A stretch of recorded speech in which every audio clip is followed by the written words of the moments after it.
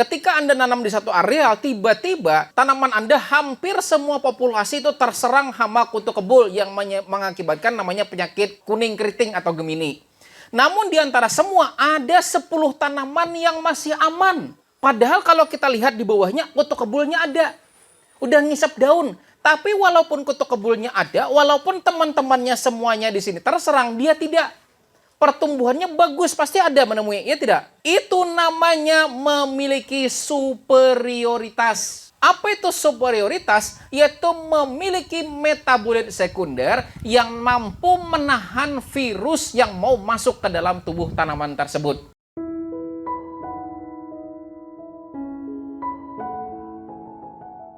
Jadi materi kita hari ini adalah bagaimana cara memproduksi benih, dan ini berlaku untuk tanaman hortikultura, tanaman cabai, tanaman terong, tanaman tomat, tanaman gambas, tanaman mentimun, dan lain sebagainya, sampai dengan tanaman pangan seperti tanaman jagung dan juga tanaman padi. Jadi benih ya, benih itu kategorinya ada dua. Yang pertama adalah benih kategori namanya benih lokal, dan yang kedua benih unggul.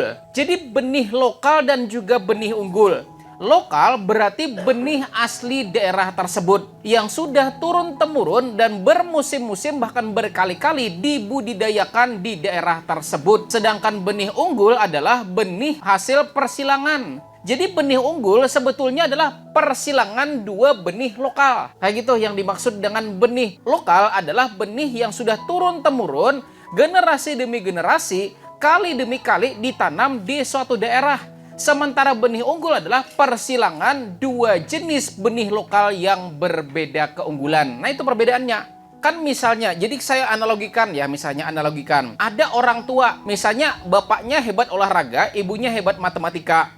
Maka ketika ibu dan bapak ini kemudian menikah dan kemudian kawin, maka akan menghasilkan anak yang memiliki kecerdasan olahraga dan juga matematika yang baik.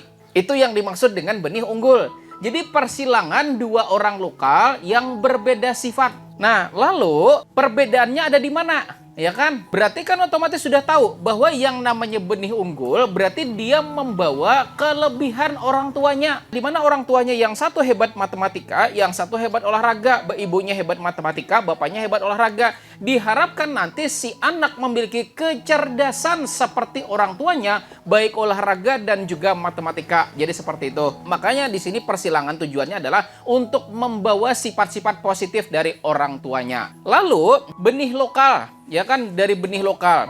Nah, jadi benih lokal syarat yang kita harus silangkan adalah benih tersebut harus memiliki keunggulan masing-masing. Sebagai contoh, si ibu atau si betina, ya tidak?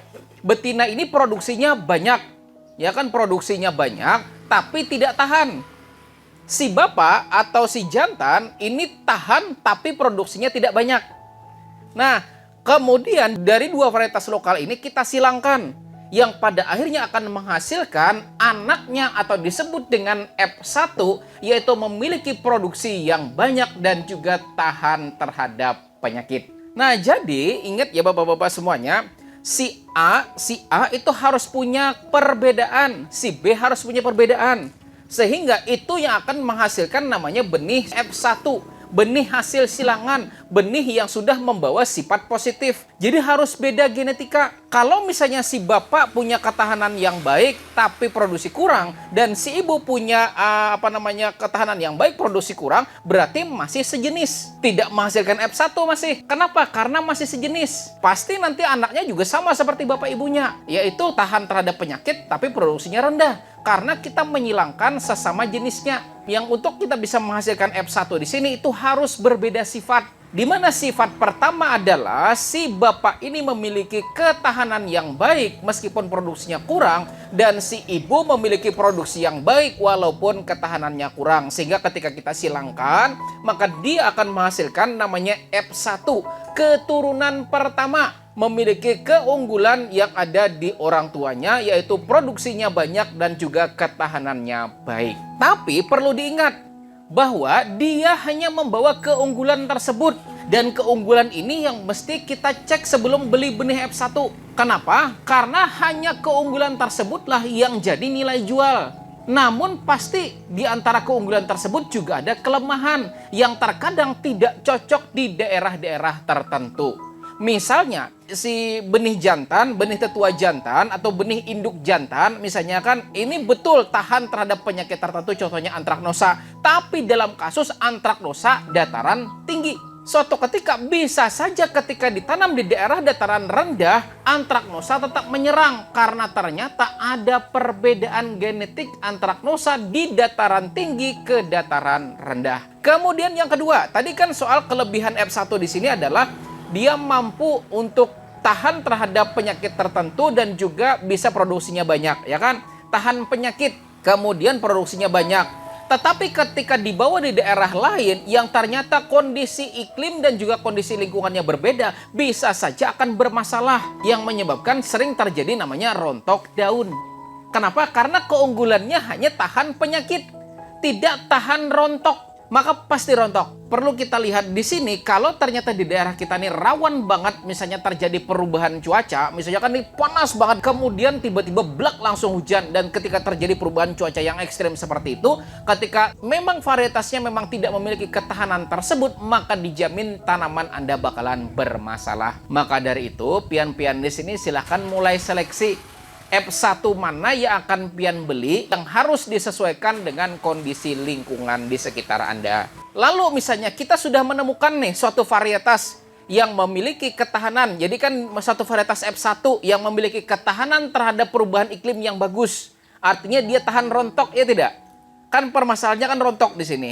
Nah, dia tahan rontok, blak langsung tahan rontok, produksinya juga lumayan meskipun nggak bagus-bagus amat, tapi dia yang penting tahan rontok, ya kan? Nah, lalu apa yang terjadi kalau kita tanam lagi?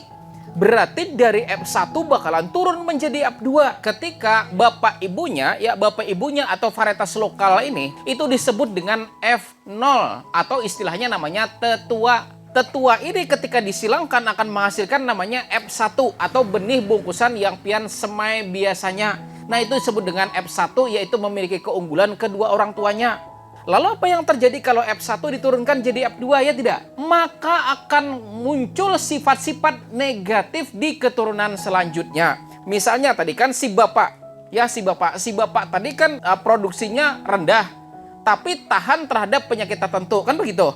Si ibu tidak tahan penyakit tapi produksi tinggi, ya kan? Nah, ketika disilangkan muncul F1, maka anaknya produksinya bagus dan juga tahan penyakit tertentu.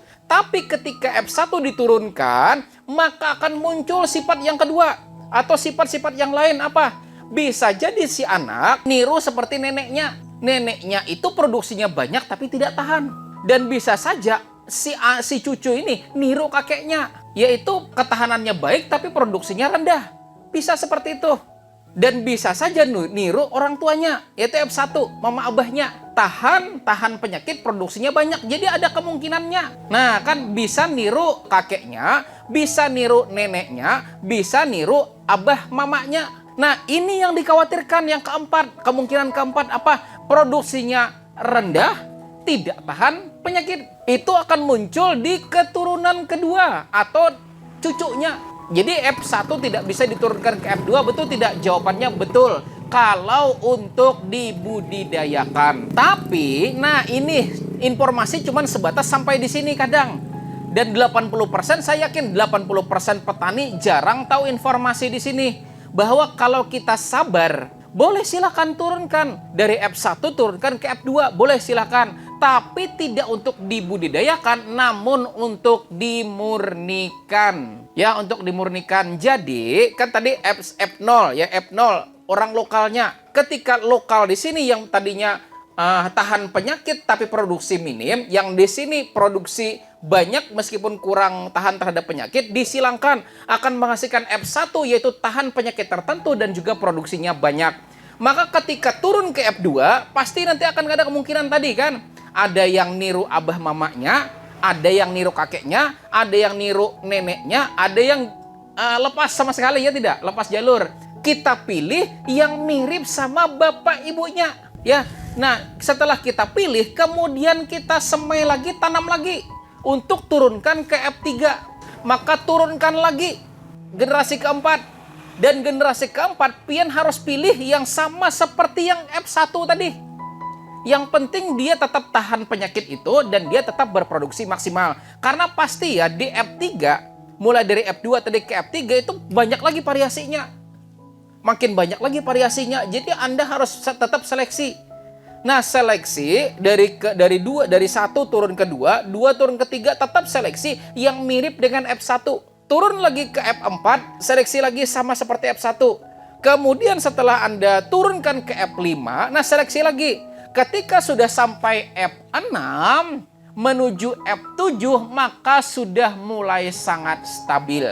Maka ketika itu sudah mencapai F6 kemudian turun F7, F8, F9, F10, boleh dikatakan namanya varietas lokal. Dan kalau Anda misalnya sudah mampu melewati proses tersebut, maka yang akan Anda hasilkan itu namanya benih murni, benih tetua yang bisa untuk kebutuhan Anda sendiri. Jadi nggak perlu benih lagi, silahkan pakai aja terus nggak apa-apa. Tapi prosesnya memang butuh waktu. Nah, jadi kalau Anda mau gitu kan cari misalnya benih bungkusan, kalau memang ini kan kita hanya strategi untuk menyiasati benih ya, untuk keperluan kita. Karena ini tidak untuk dikomersilkan. Karena kalau dikomersilkan Anda kena. Ini makanya tujuan penyuluhan di sini adalah untuk menyediakan untuk keperluan kita sendiri. Ya, jadi Anda cari benih yang menurut Anda sesuai, kemudian ketika ditanam sudah sesuai, maka seleksi, dan ketika ini produksinya bagus, maka silahkan budidayakan lagi. Sampai turun F2, cari lagi yang mirip dengan F1, turunkan lagi ke F3. Nah, cari lagi yang mirip dengan F1, turun lagi ke F4.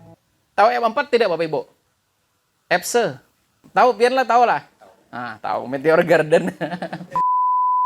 Jadi turunkan F4, kemudian seleksi lagi ada tidak yang mirip baik dari pertumbuhan dan juga produksinya, hasilnya, ketahanannya mirip dengan F1. Turunkan lagi ke F5. Nah, ketika F5, maka turunkan lagi. Nah, itu sudah jadi benih Anda sendiri. Lalu bagaimana cara nyimpannya? Silahkan disimpan dengan kadar air 12%, maka itu dapat disimpan sampai dengan 1 tahun. Jadi sebetulnya pian bisa memproduksi sendiri benih untuk pian sendiri tanpa perlu membeli lagi. Artinya pian di sini lumayan 1 poin sudah bisa pian siasati.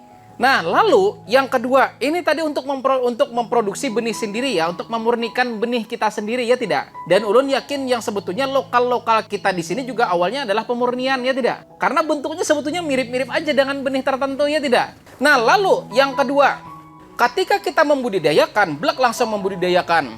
Nah, kemudian ternyata yang kita budidayakan itu yang tidak tahan terhadap penyakit tertentu. Blek langsung tiba-tiba satu areal kena ya tidak? Blek langsung satu areal kena. Apa yang terjadi? Saya yakin di semuanya itu pasti kena. Anggaplah misalnya virus Gemini, kuning keriting ya tidak? Nah, satu areal bakalan kena, blok langsung satu areal kena. Namun, ulun yakin dari misalnya 2000 tanaman yang terserang oleh virus keriting gara-gara kutu kebul, itu pasti ada beberapa tanaman yang masih segar. Nah, jadi ketika misalnya Anda nanam di satu areal, tiba-tiba tanaman Anda hampir semua populasi itu terserang hama kutu kebul yang mengakibatkan namanya penyakit kuning keriting atau Gemini. Namun di antara semua ada 10 tanaman yang masih aman. Padahal kalau kita lihat di bawahnya kutu kebulnya ada. Udah ngisap daun. Tapi walaupun kutu kebulnya ada, walaupun teman-temannya semuanya di sini terserang, dia tidak.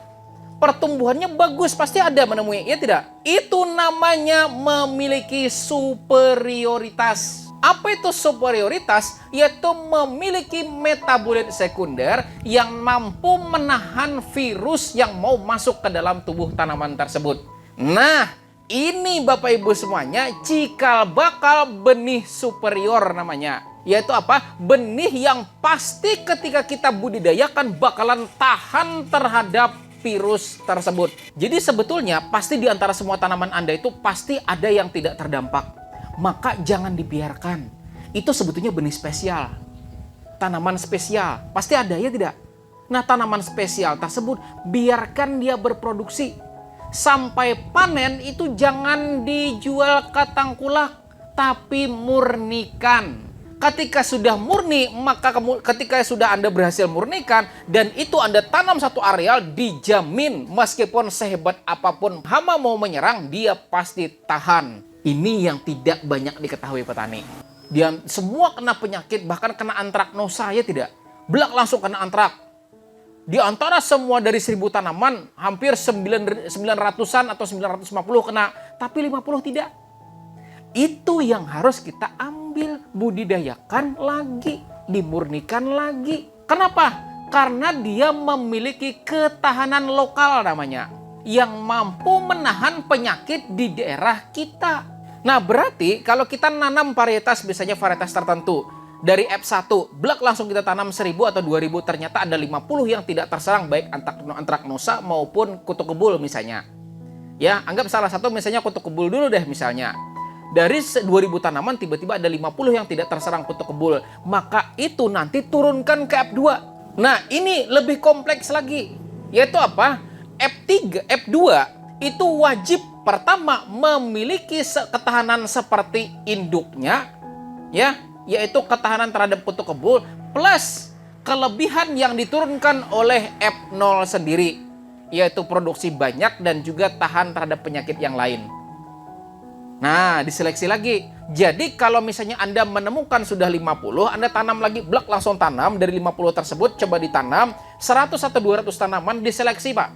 Dari 100 atau 200 tersebut, mana yang memungkinkan dia tidak terserang oleh kutu kebul, dia memiliki produksi banyak, dia tahan terhadap penyakit tertentu. Nah, turunkan ke F3. F3 gitu lagi. Turunkan ke F4. Turunkan ke F5, turunkan ke F6, maka jadilah varietas lokal yang sudah pasti tahan terhadap kutu kebul di daerah kita. Makanya jadi kalubut, ya tidak. Itu dijamin sebenarnya dari benih superior. Ada yang tanaman tumbuhnya lebih bagus daripada yang lain, yang lebih tahan terhadap yang lain, itu yang kemudian dikembangkan dia. Jadi ini faktor penting yang membuat usaha tani pian jadi jauh lebih sukses, jauh lebih mudah, jauh lebih jauh lebih aman dari gangguan-gangguan tertentu. Apa? Benihnya. Karena kalau benih misalnya tahan terhadap kutu kebul, benih tidak akan terdampak ketika diisap oleh kutu kebul, tidak akan kena Gemini, berarti Anda nggak perlu beli Abamectin, nggak perlu beli Abamectin, nggak perlu beli Stadium, nggak perlu beli Demolis, nggak perlu beli Agrimek, ya tidak? Nggak perlu. Kenapa? Karena benihnya sudah tahan. Berapa coba? Dan saya yakin dengan 2.000 tanaman pasti habis 200.000 beli Abamectin, ya tidak? Kan begitu. Dari awal sampai panen itu paling sedikit habis 200.000 beli Abamectin. Buat ngapain? Matiin kutu kebul. Nah, padahal kalau kita mampu menyediakan benih yang tahan terhadap kutu kebul, yang tahan terhadap virus Gemini, nggak perlu beli 200.000. Yang kedua, kalau kita ternyata mampu menemukan di areal kita, misalnya dari 2.000 tanaman, ada yang tidak terserang antraknosa. Semua tanaman kena antraknosa. Tapi ada beberapa tanaman, ada mungkin 10 atau 20 tanaman yang tidak terserang, dan itu kita murnikan, blak langsung kita murnikan, kemudian kita tanam. Berapa biaya penghematan Anda untuk beli Amisartop? Beli apa lagi? Cabriotop. Apa lagi? Tandem. Beli apa lagi? Beli Bion M. Beli apa lagi? Dan lain sebagainya. Masalahnya kalau sudah antraknosa tidak ada yang murah. Ya tidak? Nah kan begitu. Ulun yakin mungkin 80% petani belum paham sampai di sini gitu kan. Makanya ulun jelaskan bahwa kalau kita mampu memproduksi benih kita sendiri yang sudah tahan terhadap penyakit tertentu, maka itu akan menghemat dari segi biaya produksi kita. Kenapa? Nggak perlu beli Amistartop, nggak perlu beli Cabriotop, kan begitu? Nah, lah ini manfaatnya. Nah, lalu mungkin pen berpikir, apa lawasnya sampai 7 turunan, ya tidak? Makanya orang selalu bilang 7 turunan, ya sugih 7 turunan, ya sebutnya 7 turunan itu. Majar lawasnya 7 turunan, majar lamanya 7 turunan. Ada tidak supaya mempercepat? Jawabannya ada. Mau tahu caranya? Caranya adalah cari yang sudah memurnikan duluan. Ya kan begitu? Kan kita sudah tahu di daerah sana, di daerah Limpasu sana, ada yang sudah memurnikan sampai F4. Ya, sudah F4 loh. Karena waktu saya kunjungan ke daerah beliau, ditanya ini sudah keturunan berapa? Keturunan keempat. PR kita cuma 2. Berarti kita cuma 2 kali aja lagi selesai. Jadi kalau Anda beli di sana, ya pastikan pertama Anda yang pilih. Bagaimana cara menyeleksinya? Kalau Anda beli yang orang sudah memurnikan sampai A4, itu pertama pilih ya, pilih.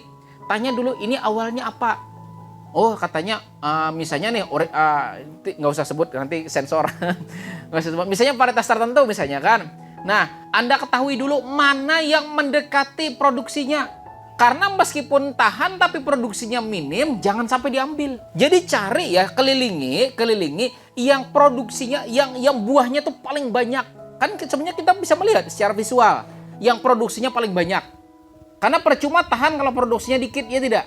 Kan begitu. Jadi cari yang produksinya banyak. Yang kedua, cari yang batangnya besar. Karena batang besar otomatis pasti akarnya juga besar. Kemudian yang ketiga, cari pembudidaya. Ya cari pembudidaya, ini kunci. Yang bakal lebih menghemat biaya produksi Anda. Cari orang yang memurnikan di F4 yang jarang memupuk tanamannya tapi tanamannya bagus. Artinya apa? Orangnya bisa sudah cari sendiri, ya tidak? Kan sudah jarang dipupuk. Dan kita tahu ya pupuk itu adalah nutrisi tambahan. Nih jarang dipupuk tapi tanamannya bagus. Berarti nih F4 ini sudah bisa cari sendiri. Nah, cari di sana. Jadi kriteria pembudidayanya harus itu. Karena ulun yakin sebetulnya F4 ini bukan cuma di daerah itu, tapi ada juga yang lain. Ya tidak? Nah, cari yang orangnya jarang mupuk, tanamannya bagus. Kenapa? Karena bayangkan coba kalau misalnya Anda sekali mupuk habis 3 kilo NPK 16 per 200 liternya, ya. 3 kilo misalnya, Anda cuma cukup mupuk 1,5 kilo, berapa penghematan? Nah, separuh hematnya. Nah, lah, jadi itu kriterianya. Anda tanam di tempat Anda, kemudian murnikan sampai beberapa keturunan. Sampai 2 keturunan lagi. Maka F7, F6 dan F7 Anda sudah memiliki benih sendiri yang tahan terhadap penyakit atau virus tertentu. Kemudian dia bisa cari makan sendiri. Kemudian produksinya juga banyak. Jadi kalau saran saya, kalau memang Anda mau mempercepat, maka silahkan cari pembudidaya yang sudah menurunkan sampai berkali-kali. Lalu kalau misalnya kita kan mau beli benih ya, mau membenih dari pembudidaya yang sudah menurunkan turunan tadi, lalu kita mesti membeli di tempat dia pada saat usia tanaman usia berapa ya tidak, atau dipanen keberapa. Maka jawaban saya, belilah pada saat dia di puncak panenan. Nah, jadi puncak panenan kapan? Kapan dia yang produksi paling maksimal? Nah, itu yang paling bagus. Nah, berarti kira-kira kalau tanaman cabai berarti keputikan keberapa? Belasan ya tidak? Nah, kan begitu. Jadi jangan hanya di P langsung diambil, jangan. Tuh anak masih ya kan ya. Nah, jadi cari produksi puncak baru diambil. Lalu bagaimana kalau hendak mati? Jangan jual. Lah, paham belum di sini? Jadi jangan terlalu muda, jangan terlalu tua. Iya. Jadi bila tanaman itu sudah kelihatan umurnya sudah 8 bulan ke atas, ya 8 bulan sudah nih, ya sebaiknya tidak usah. Nah, lalu kan di sini kan ada kasus nih. Punya si A itu lebat banget tapi ketahanannya kurang. Punya si B di sini tahan tapi produksi kurang. Bagaimana cara kita mengawinkan? Ya tidak.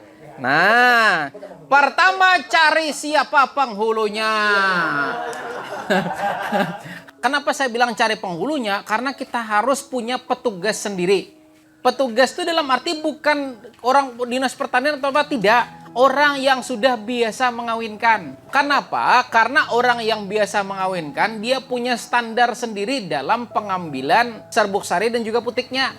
Karena tidak sembarang yang mengawinkan. Makanya ada petugas pemurnian benih. Nah, di situ yang tujuannya nanti untuk mengawinkan punya Ahad sama punya sampean. Tapi syaratnya gini ya, syaratnya pertama, punya si A itu wajib turunan ke F7 atau F8 dulu. Punya si B turunannya juga F7, F8. Karena kalau F2 dan F2 makin camuh lagi bawahnya. Nah, jadi kalau punya si A F1 misalnya kan, si A F1, si B F1 mau kita kawinkan, ini masih camuh, masih camuh. Nah, jadi kalau misalnya kita menemukan punya Ahad misalnya kan produksinya bagus tapi tidak tahan, punya C ini tahan tapi produksinya kurang bagus, ini turunkan dulu sampai ke 7 sampai jadi tetua. Ketika sudah sampai jadi tetua, nah baru dikawinkan. Akan menghasilkan namanya F1. Makanya di sini kita belajar memurnikan ya, memurnikan. Karena kalau kita mengawinkan, boleh silahkan mengawinkan. Nah, tapi di sini kita pelajaran di sini adalah memurnikan dulu supaya kita punya benih sendiri. Setelah kita punya petugas yang akan mengawinkan, kita harus tahu usia produktif kapan.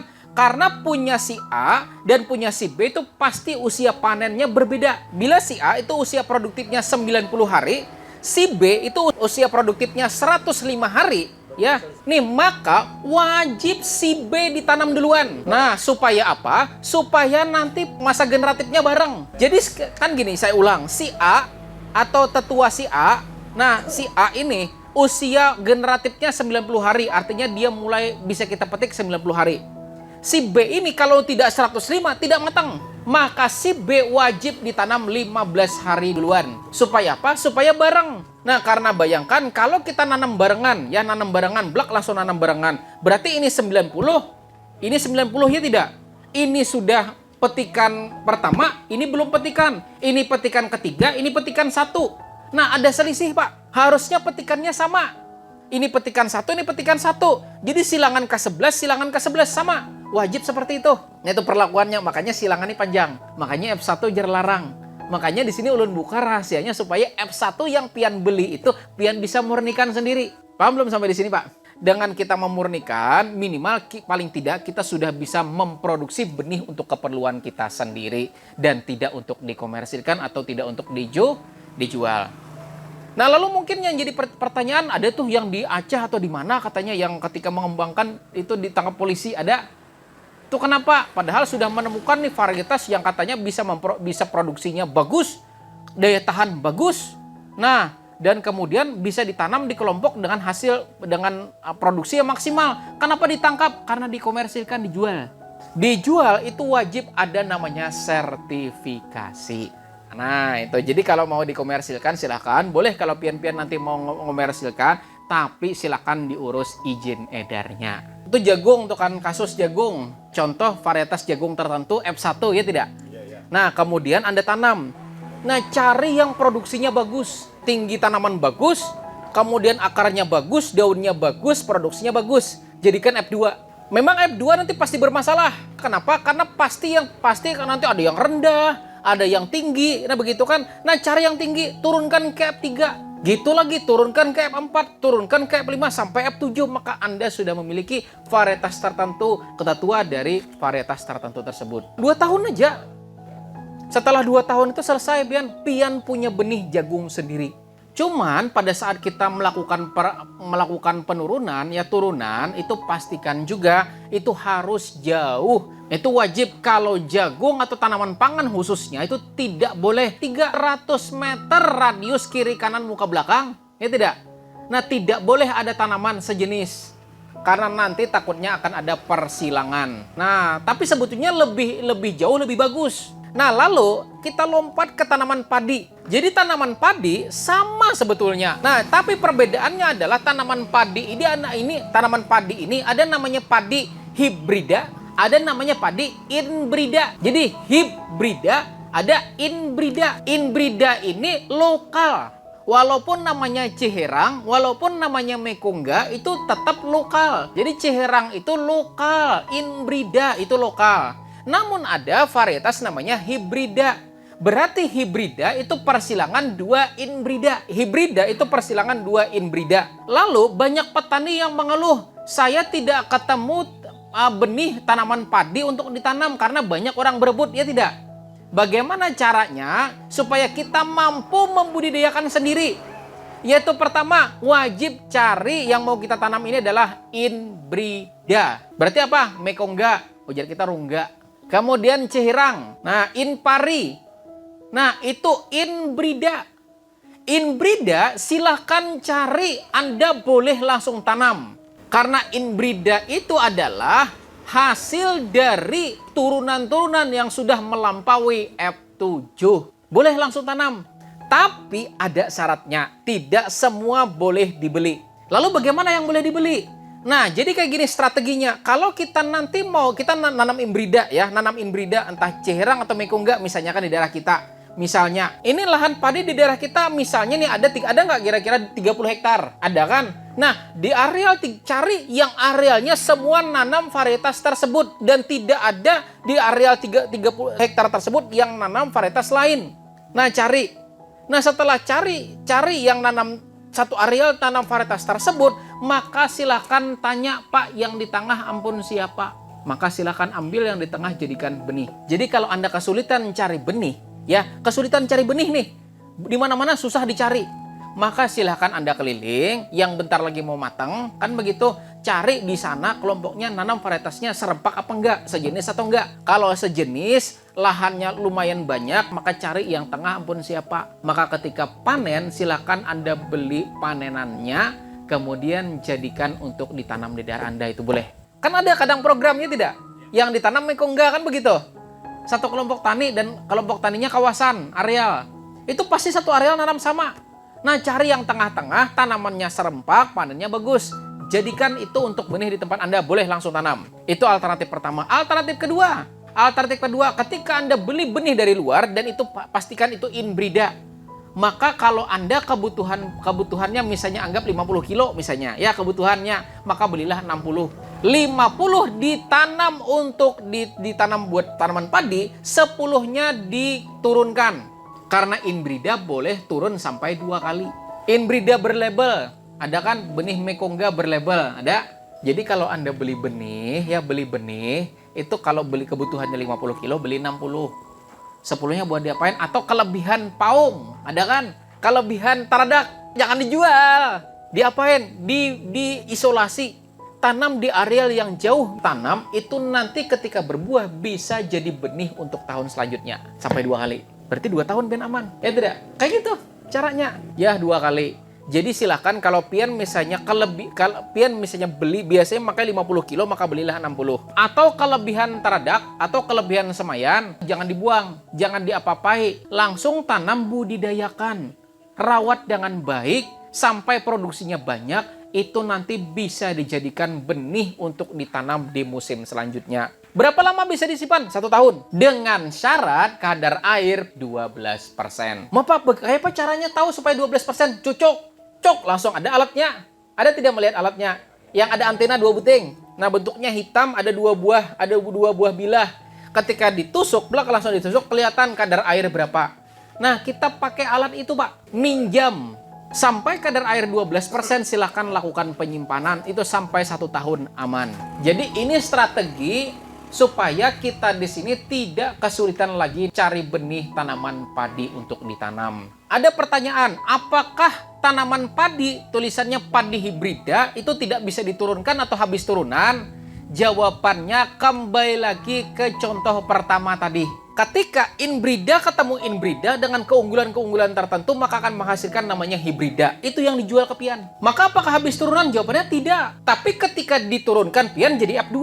Berarti F2 ini nanti akan niru si orang tua kah, niru nenek atau niru kakek, atau justru error sama sekali. Karena begini ya, kan gini, ketika benih inbrida yang memiliki, pertama kan yang namanya tanaman padi ini kita pengen usia panen cepat. Ya tidak? Kemudian hasil banyak, kan begitu? Iya. Maka kita dicari inbrida mana yang cepat panen, walaupun produksi tidak banyak, tidak apa-apa. Kemudian yang selanjutnya, yang kedua, tetua yang kedua di sini, cari yang meskipun tidak panennya agak lama, tapi produksi banyak. Ini produksi banyak, nah meskipun panen lama, yang ini produksi sedikit, tapi panen cepat. Dikawinkan. Maka turunlah varietas F1 tanaman padi hibrida yang produksinya banyak, panennya cepat. Namun ketika Anda turunkan lagi, langsung turunkan, dia bisa ada sebagian yang pasti ikut kakeknya. Apa? Produksi banyak tapi lambat. Makanya pian nanti akan menemukan kenapa aja sebagian lambat matang. Sebagian sudah masakan, yang lain belum. Kemudian sebagian lagi juga Anda akan menemukan juga yang terlalu cepat panen, tapi produksi sedikit, malainya kecil, buahnya tidak panjang-panjang. Ada juga. Dan sebagian ada yang ikut bapaknya. Apa? Panen cepat, produksi banyak, ada. Tapi yang error juga ada. Berbuah kada, lambat pulang. Kan kayak itu yang dimaksud dengan error. Nah, jadi ada yang ikut kakek, ada yang ikut nenek, Ada yang ikut Bapak Ibu, ada yang error. Cocok saja atau pantas saja tidak direkomendasikan untuk diturunkan, hibrida untuk diturunkan. Iya, karena ilmunya tidak dikasih kepian. Padahal sebetulnya boleh. Kenapa? Tidak untuk ditanam tapi dimurnikan, Pak. Nah, jadi kan F1 tadi kan turun F2. Pasti ada empat yang bakal terjadi, ya tidak? Ikut nenek kah, ikut kakek kah, ikut seperti bapak kah, error kah, ya tidak? Maka turunkan lagi, cari yang ikut bapak ibunya. Cari, pilih, budidayakan lagi. Pasti nanti kan ada yang error, ada yang ikut buyut, ya tidak? Pakai buyut, kan begitu. Ada yang error, ada yang ikut kakeknya yang ini, yang F1. Turunkan lagi, Pak. Sampai dengan F6 dan F7, maka itu sudah jadi murni atau disebut juga dengan inbrida. Kalau kita tidak kerjakan dari sekarang, nggak bakal dapat. Mau aja lawasnya 2 tahun, 3 tahun, iya. Tapi jalani aja. Seperti ulun, Pak. Ulun kuliah. Kuliah S3 ulun ini 3 tahun, bahkan 4 tahun. Kadang orang, buat apa kok sekolah S3? Lawasnya, lamanya. Jadi ini syarat, Pak lah, kenapa perusahaan itu tidak menjual F0, karena dia tidak ingin apa yang dia kerjakan selama bertahun-tahun didapat oleh Anda. Maka diapain? Apa yang dia kerjakan selama bertahun-tahun, disilangkannya dulu. Supaya apa? Ketika Anda mau nanam, itu F2. Karena kalau Anda nanam F1, F2 pasti tidak akan maksimal. Perusahaan itu kan pasti cari profit, ya tidak? Maka dia ketika sudah memurnikan, sudah sampai F7 atau F8 misalnya, tidak akan F8 itu dijual kepada Anda. Pasti yang dia jual adalah benih silangan. Memang strategi, Pak. Bila kadaka itu kayak apanya hidup. Iya, perusahaan benih. Coba kan perusahaan benih. Berarti yang dijual benih. Kalau benih bisa ditanam oleh Anda sendiri, apa yang terjadi coba? Hidup dia tidak mati. Makanya ilmu ini malah tidak pernah atau jarang banget diajarkan ke petani. Karena kalau tahu pian-pian pasti rugi. Padahal coba lihat ya, pian beli benih yang harganya 100.000, benih cabai harganya 100.000, itu berapa gram? 5 gram ya tidak? 10 gram ya tidak? Bisnis benih adalah bisnis yang tidak akan pernah rugi. Karena apa? Karena biaya produksinya itu jauh di bawah harga jual. Kenapa? Saya bilang karena bisnis ya di bidang benih adalah bisnis yang tidak akan pernah rugi dan membawa keuntungan luar biasa. Kadang-kadang kita misalnya contoh nih, kita beli kue harga Rp1.000, dijual Rp2.000. Berarti keuntungan berapa? 2 kali lipat ya tidak? Itu udah merasa senang banget. Kenapa? Ujungannya 100%, untungannya 100%. Dia modalnya berapa? 120 juta, kembalinya 3-4 miliar. Itu yang dikerjakan yang di sana habis 120 juta, ya tidak? Itu kembalinya paling sedikit 3 miliar. Nah, inilah kenapa ulun bongkar ilmu ini. Oke, itu Bapak Ibu semuanya. Terima kasih sudah hadir di sini. Waktu kita panjang banget. Terima kasih. Ulun akhiri ucapan wassalamualaikum warahmatullahi wabarakatuh.